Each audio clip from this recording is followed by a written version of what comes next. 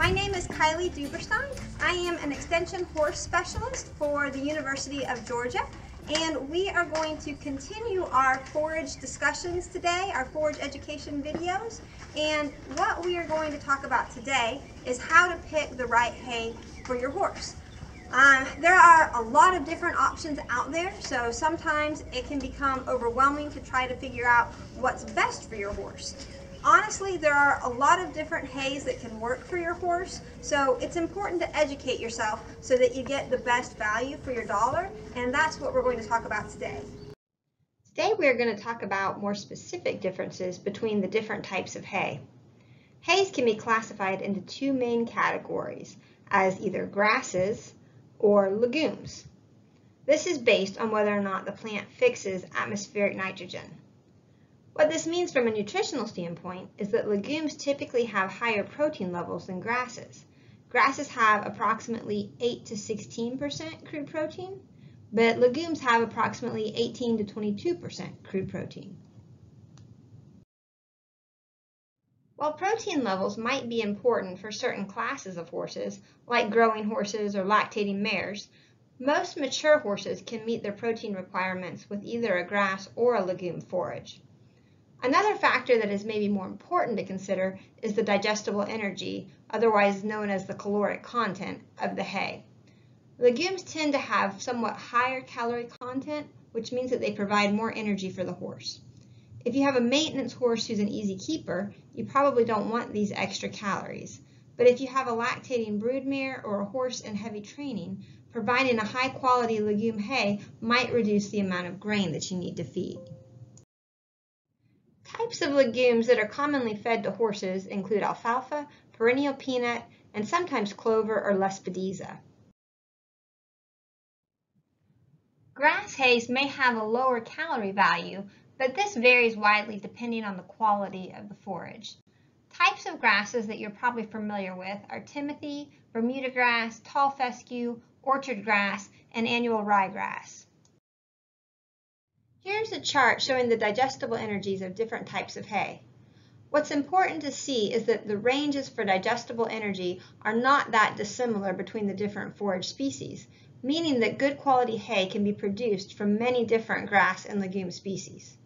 Rather than being concerned with the species of forage that you're feeding, it's better to consider the quality, which is mainly determined by the stage of harvest. All of the options shown on this chart have been successfully fed to horses when managed correctly. However, it's typically most efficient to match the hay to the type of horse that you're feeding. For example, if you're feeding a growing horse, or a lactating mare, or a high-performance horse, the digestible energy and protein content of a hay like timothy might be a little low, which requires you to supplement more grain. Feeding something with higher levels of these two things, like alfalfa or ryegrass, might save you some feed costs and grain. However, if you're feeding a mature easy keeper, there really would be no need to feed something with higher calorie or protein levels. There are, of course, other things to consider when choosing a hay for your horse. Some types of hay should be avoided with certain horses. For example, tall fescue can cause serious problems with reproductive broodmares. Most tall fescue is associated with an endophyte, or a fungus, that grows symbiotically with the plant.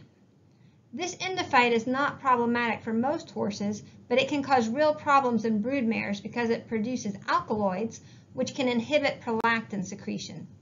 Prolactin is necessary for reproductive functions necessary to deliver the foal and to produce milk for the newborn foal.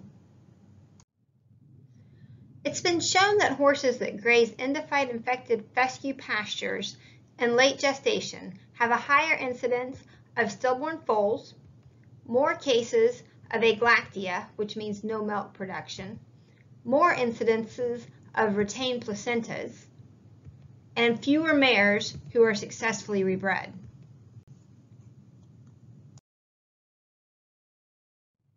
It's important to remember that the alkaloids are stable in hay, so you should take care to remove both fescue grass and hay from the diet about 60 to 90 days before the mare's expected due date.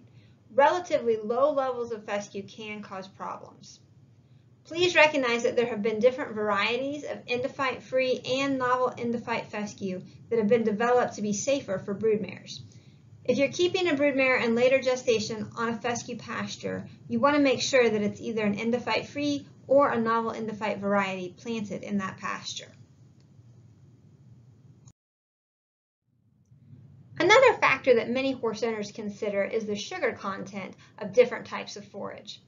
For many horses that are easy keepers, limiting sugars and starches, which are otherwise known as NSC or non-structural carbohydrates, would be recommended to prevent things like insulin resistance and insulin-related laminitis.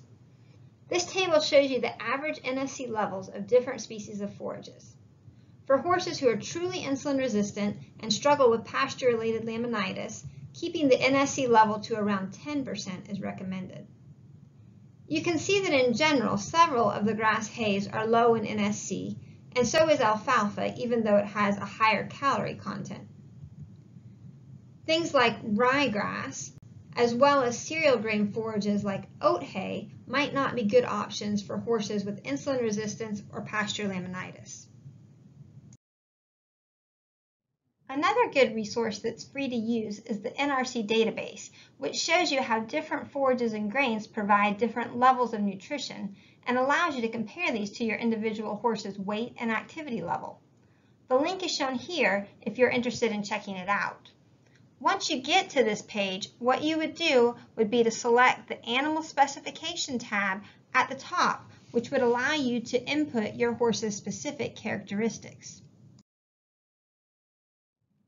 As you see at the bottom of the screen, once you've selected the Animal Specification tab, you can put in the details about your horse's weight and activity level. You'll see that the weight has to be entered in kilograms, so it's important to remember that 1 kilogram equals 2.2 pounds. So if you know your horse's weight in pounds, you would divide this by 2.2 to get the kilogram weight of your horse. From there, you can select what type of horse you have, whether it's a maintenance horse, a growing horse, a breeding stallion, a lactating mare. And if you select the Working Training tab at the bottom, it will give you different levels and intensities of work to choose. At the top, after you've filled in these important bits of information, what you would do would be to select the Dietary Supply tab. Once you've selected the Dietary Supply tab, you'll see a screen that looks like this. From here, what you would do would be to select the New button in order to put in a new forage or grain source. After you've selected the New button, you'll see a screen that looks like this. From here, what you want to do is click on the drop-down box and select Forage if you're putting in a certain type of forage that your horse is eating. From there, you would select the forage type that most closely resembles the forage that you're currently feeding your horse, recognizing that some forages might not be present in this drop-down menu. From there, you would hit Select.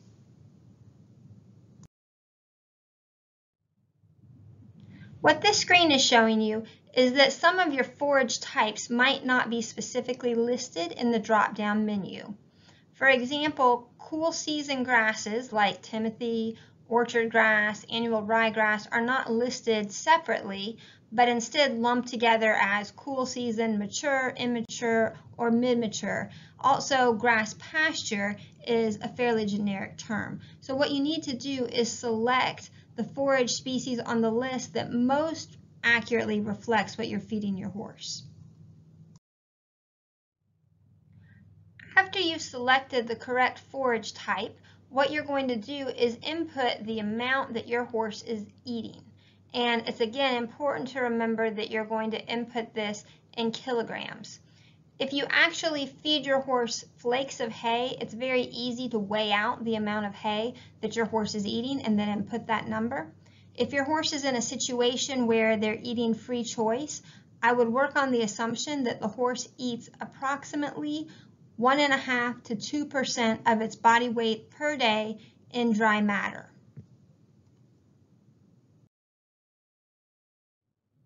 After you've put in the amount of forage in kilograms that your horse is eating, What you'll notice is that the table at the bottom changes to reflect this.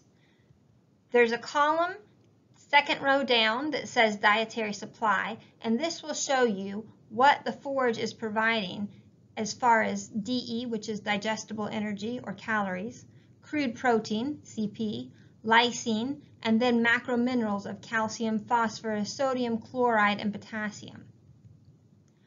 After this is calculated, what you can then see is the balance column shows you any deficiencies or excesses the horse has in the current diet. If you want to get even more specific and tailor this to your horse's unique diet, you can actually take a feed and forage report and input that data into the spreadsheet given by the NRC. So this column up here, you can modify, so you can backspace over and put in new numbers taken directly from the forage report to get a better idea of how your individual forage meets your horse's specific needs. These guidelines are a great start to getting your horse on the right diet, but it's still recommended that you consult with your veterinarian and use resources like your local county extension agent to help you make decisions for your individual horse. Thanks so much for tuning into this part of our Forage Education video series, and a special thank you to the Georgia Equine Commodity Commission for funding this video.